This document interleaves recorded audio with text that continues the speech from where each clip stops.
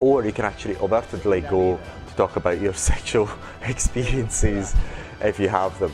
That some women can find it interesting. So there's very, very good topic of conversation. That's very, very effective is actually getting the point without making it awkward.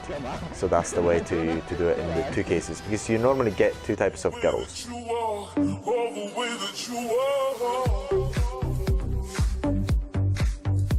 In this video, we are going to talk about the topics of conversation with a girl during the date. The point is, many times you want that to be completely flawless, as to say, see where things are going. If things are really, really smooth, you don't even really need to talk about it, you need to really think about it. There's not going to be awkward silences or anything of the sort.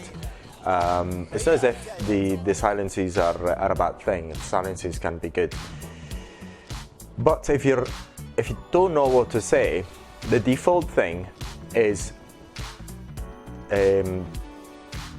two things. One, go for something for example, like, "Oh, don't look at me that way," or "Oh God, there's something about you," and then you shift the topic immediately to talking about something completely mundane. Or you can actually even try what I do during my dates, is to say I talk about my sex stories, but I always talk about the sex stories that are not relatable as much as possible to how we are dating. Say for example, if I plan to actually pull her into the park,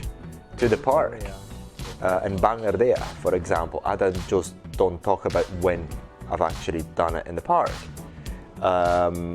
Always make sure that the stories that I've got to tell, which are always true anyway, are unrelated to how I'm planning to make things happen, so that she's not predicting what is going to happen and how the sex would actually happen with me. So I make sure of that every time. So the two things that you can do is, one, fill the moments with something that is flirtish or sexual. Say once again, for example, "Oh, stop looking at me that way. Oh, there's something about you. Oh my God, you're too something." And then you go to something completely normal, say the weather, whatever else. Or you can actually overtly go to talk about your sexual experiences if you have them. That some women can find it interesting. So there's very, very good topic of conversation. And personally, I find that I cannot stop talking about them because I've got so many, and I'm such a good storyteller with obviously the girls I'm interested in.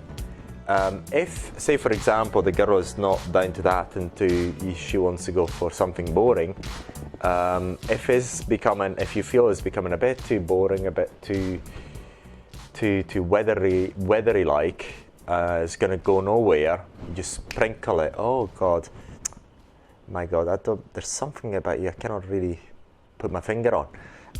Something of the sort. Just go to the flirtish thing.